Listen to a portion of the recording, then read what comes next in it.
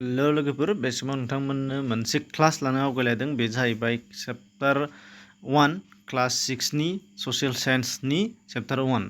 दा बेयाव दङ सानखौरां आरो जोंनि बुहुम।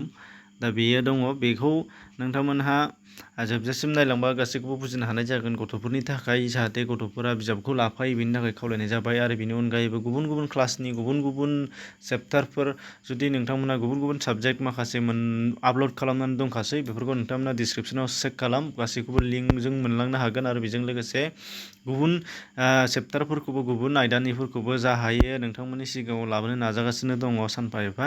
नोंथांमोनहा नायबाय थाबानो जाबाय। बिनि थाखाय नोंथांमोनहा जुदि गोदानै फैदोंबा चेनेलखौ साबस्क्राइब खालामनानै ला दानो, आरो नटिफिकेसन बेलखौ थुनानै ला, जाहाथे मोनफिनबाय थायो। आरो नोंथांमोनहा चेनेलाव मा दं मा गैया चेक खालामनो हानाय जागोन प्लेलिस्टआव थांनानै। दानिया फैदो, गोबाव खालामाजासे बे क्लासखौ लानायखौ नायदिनि। दा बाहाय दङ सानखौरां आरो जोंनि बुहुम। दा बेयाव मोनसे खोथाखौ गोसोआव ला, बेयाव नट्सबो मोनगोन। नट्सनि थाखाय नोंथांमोननो डिसक्रिपसनाव लिंक दं, बेजों थांनानै डाउनलड खालामनानै लानो हानाय जागोन डाइरेक्टलि।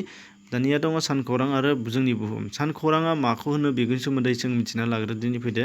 सानखौराङा जाहैबाय, नोंथांमोनहा नुनो मोननाय जादों नैबेयाव मोनसे सावगारि, जिहेथु सानखौरां बाहाय दङ। नैबे जाहैबाय सान। दा बे सानखौ मिरु खालामनानै जेसेबांनाखि सानखौ गिदिंग्रा माखासे ग्रहफोर, दा आथिखालाव 8 ग्रहफोर दङ। बे जाहैबाय जेरै बुध, शुक्र, बुहुम, मंगल, बृहस्पति, शनि, इउरेनास, नेपसुन। दा बेखिनिसिम।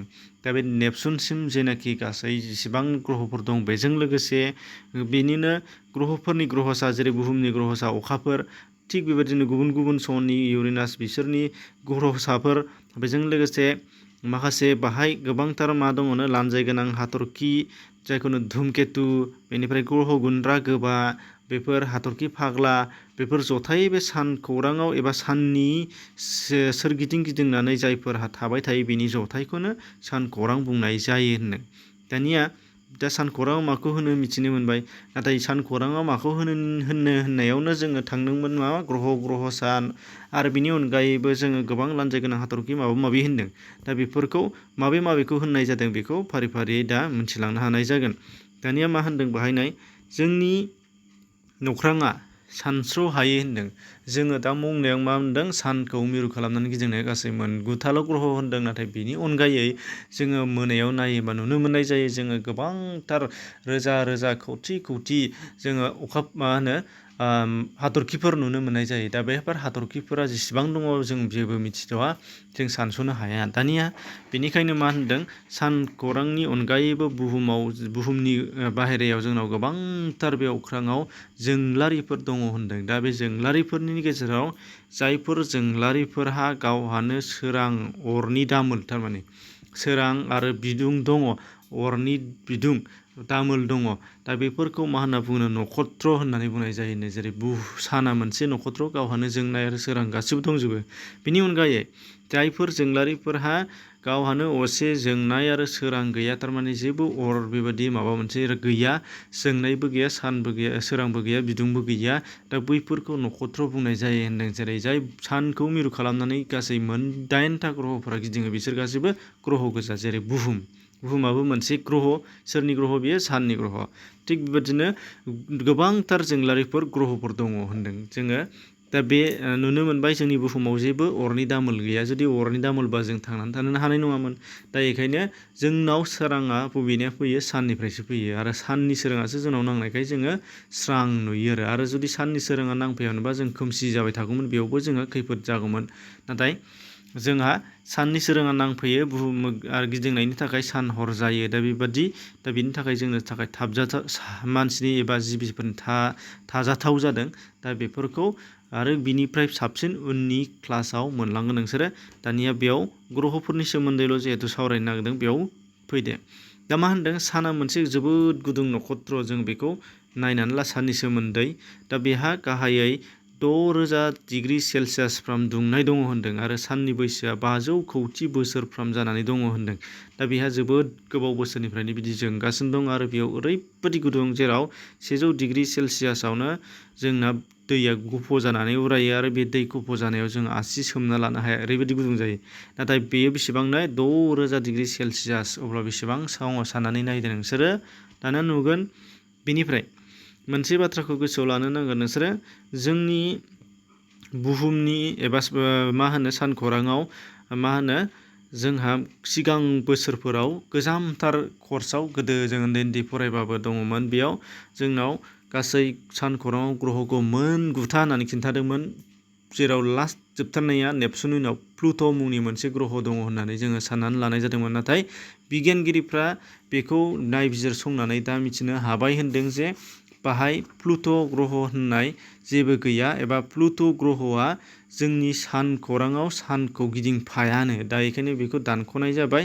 दा बेखायनो जुदि जोंनि गोजाम फरायनाय जुदि सोरबाफोर दङबा, नोंसोरखौ बुंदोंबा, बिमा बिफाफोरा बुंदोंबा नोंसोर खिन्थानानै होनो नांगोन। बिजाबावबो दङ आरो दा बे गोबां सिगाङावनो रिसार्च खालामनानै फोरमान जाखांबाय जे प्लुट'आ सानखौराङाव गोलैया। बेखायनो दा मोन 8ल' प्लुट'खौ लानाय जाला। दा बेनिफ्राय अब्ला बेखौबो मिथिनो मोनबाय। दानिया नायदो बाहाय गुबुनफोरखौ मा होननाय दङ नायदिनि फैदो। बेनि सिगां गासै सानखौ गिदिंग्रा मोन 8था ग्रहफोरनि गिदिंनाय सान, बेजों लोगोसे मा होनो देरथाय आरो बिनि अखाफोरफोर माने ग्रहसाफोर बेफोरखौ खिन्थाखानाय दङ। बेफोरखौ नोंसोर फारिलाइयाव नायबानो जाबाय। जेरै जोंनि बुहुमा 365 सानजों सानखौ खेबसे गिदिंखाङो। बेनिफ्राय मा खालामो बिनि लावथाइ एबा मा होनो गिदिंखन लामाया बेसेबांनो 12,940। बिनिफ्राय बेहा मोनबेसे ग्रहसा दं? अखाफोर मोनसेल' दं, ओंखायनो मोनसे। थिग बिनि बुहुमनि सिगांनि शुक्र बुधफोरा गैया। बिनिफ्राय नेपसुनसिमहालागै नोंसोरो नाय। आरो मोन 8, सोरबा मोन 15, सोरबा मोन 30, सोरबा मोन 16, बेफोरखौ नोंसोरो नायदो। आरो गिदिर हिसाबै बिसोरखौबो बबेया देरसिन बबेया फिसासिन बावबो नुगोन। आरो सानखौ गिदिंनायाव बेसेबां सम लायो बबेया बेनिबो बे फारिलाइ दङ नैबे। बेखायनो बिसोरखौ नोंसोरो न'आव थानानै नायदो। दानिया मा दङ? दानिया गोबां बाथ्राफोर बाहाय मिथिनो गोनां दंबावो। बेफोरखौ फारि फारि नायदिनि। दहायनो होनदोंमोन प्लुट'खौ माब्लानिफ्राय फोरमान जादों होनदों? थांनाय 2006 मायथाइनिफ्राय प्लुट'खौ सानखौराङावनि ग्रह नङा होननानै मिथिनो मोननाय जादों होनदों। दानिया नाय, नैबेयाव माखासे मिथिनो गोनां बाथ्राफोर दङ। जोंनि सानसुमै एबा बिगियानगिरिफोरा जे मोनसे जोंनियाव बुहुमनि गोजौआव थानाय नख्रां दङ आरो सानखौरां दङ आरो गुबुन गुबुन ग्रहसाफोर दङ, बुहुमा गिदिङो, बेफोरबादि माखासे सानखौरांनि सोमोन्दै सानफेरनाय सिगाङाव गैयामोन। नाथाय 1906 मायथाइयाव गेलिलिय' गेलिली मुंनि सासे मानसियासो साननानै नायबिजिरग्रोदों आरो अखाफोर मुंनि मोनसे बुहुमा ग्रहसा दङ, बेखौबो बिथाङासो फोरमान खालामजेनदोंमोन होनदों 1609 मायथाइयाव। 1609 1609 बे 1609 मायथाइयाव गेलिलिय' गेलिली मुंनि सासे सुबुङासो बेखौ नायबिजिरग्रोदों होनदों। आरो बिनि उनाव मोनसे गोसोआव लानो गोनांबाव, अखाफोराव मानसि रावबो थांफेराखैमोन, नाथाय गिबिसिन थांजेनदों नील आर्मस्ट्रं। बिथाङा 1969 मायथाइनि 29 जुलाइ खालाराव थांजेनदों होनदों। बेखौ गोसोआव लाबानो जाबाय। आरो आथिखालाव गोबां थांबाय बिनि उनावहाय। दानिया बेफोरखौ नांला। आइजो थांजेननाया जाबाय कल्पना चावला। बेखौबो गोसोआव लाफाबानो जाबाय। बेनिफ्राय आरो मोनसेया मा होनदों? अखाफोराव गुबुन गुबुन माखासे हादोरफोर आरो गुबुन गुबुन माखासे अख्रांमा बिजिरगिरिफोरा माखासे ग्रहसाफोर बानायनाय ग्रहसाफोर दैथायहरबाय। नाथाय बिनिनो गेजेराव जोंनि भारत हादरा गिबिसिन अखाफोराव ग्रहसा दैथायहरदों। बे जाबाय 2008 मायथाइयाव 22 अक्ट'बर खालि। बेनि मुङानो जादों होनदों चन्द्रयान 1 आरो बेखौ श्रीहट्टनिफ्राय दैथायहरनाय जादोंमोन। बेखौबो गोसोआव लाफाबानो जाबाय। दानिया फैदो बाहाय गुबुन गुबुन ग्रहसाफोर एबा ग्रह गुन्द्रा गोबां लानजाय गोनां हाथरखि, बेफोर गुबुन गुबुनफोरखौ मिथिना लादिनि।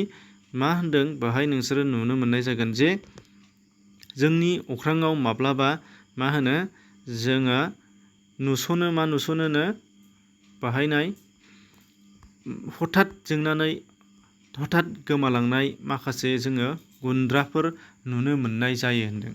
माखासे मा होनो अर थांनाय बादि, माब्लाबा जों हठाৎ मोब्लिब खारलांनाय बादि, ससेनिफ्रायनो खारनानै ससेयावनो गोमोरफिननाय, गोलावसिन जालांनाय बादि, जोंलांनाय बादि नुयो होनदों। दा बैफोरबादि गोलावसिन जालांनाय नुलांनायफोरखौनो मा होननानै बुङोनो? धुमकेतु होननानै बुंनाय जायो होनदों। जायखौ बर' माने बाहाय लानजाय गोनां हाथरखि होननानैबो बुंनाय जादों होनदों। दा बेनिफ्राय आरोबाव मा मोनसे नुबावो होनदों? मंगल आरो बृहस्पति ग्रहनि गेजेराव माखासे फिसा माइसुं बादि, जों बुहुमनिफ्राय नाहरोबा माइसुं बादि ख्रि ख्रि माखासे हाथरखिफोर जमा थाब्रासे थानाय बादि नुहुरो होनदों। दा बेखौ मा होननानै बुङोनो? ग्रह गुन्द्रा गोबा होननानै बुंनाय जादों। आरो बेयो बबेयाव दङ? मंगल आरो बृहस्पति ग्रहनि गेजेरावल' बे दङनो। दा बेखौबो गोसोआव लानांगोन।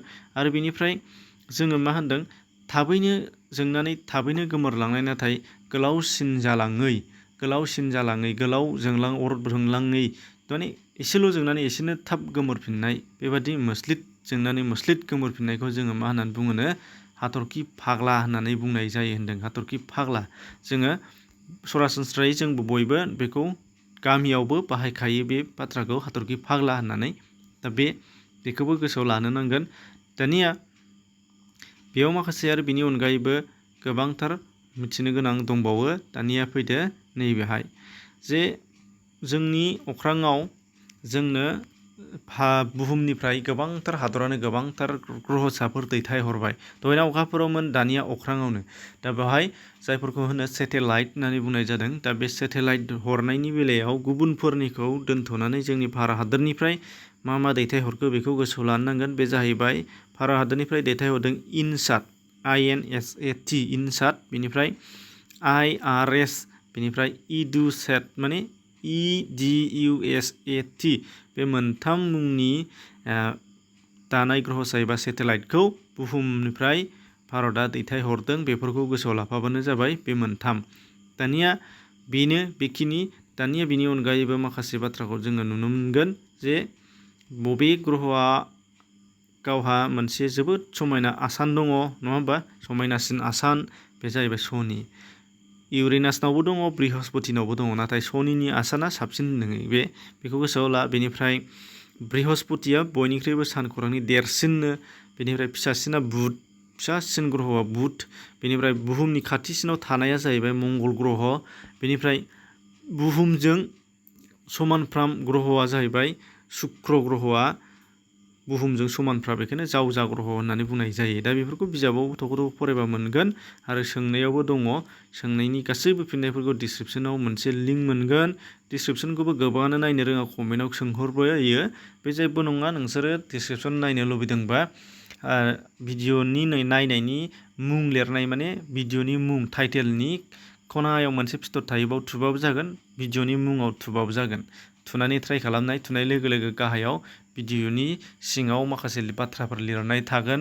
बे लिरनायफोरा जाखांगोन आरो बे जाखांनायावनो फारि फारि नोंसोरो स्क्रल डाउन माने मा स्क्रिनखौ बोखो नायलांबाय थाबानो नुगोन। बेनि उनावहाय लिंक बर'जोंनो लिरखाजोबनाय थागोन, लिंक दङ, बेवहाय थुनो थिननाय दं। बे थुनो थिननाय गोथांसिन जानाय लिंकआव थुबानो जाबाय। उन्दैफोरा नायोबा हमनो हाया, बेखायनो सोंहरो, खिन्थानाय जादों। जेसेबां हायो शेयार खालामनानै हो, जै लोगोफोरनोबो शेयार खालामनानै हो, जाहाथे मोनजोबनो हायो। गोजोन्थों।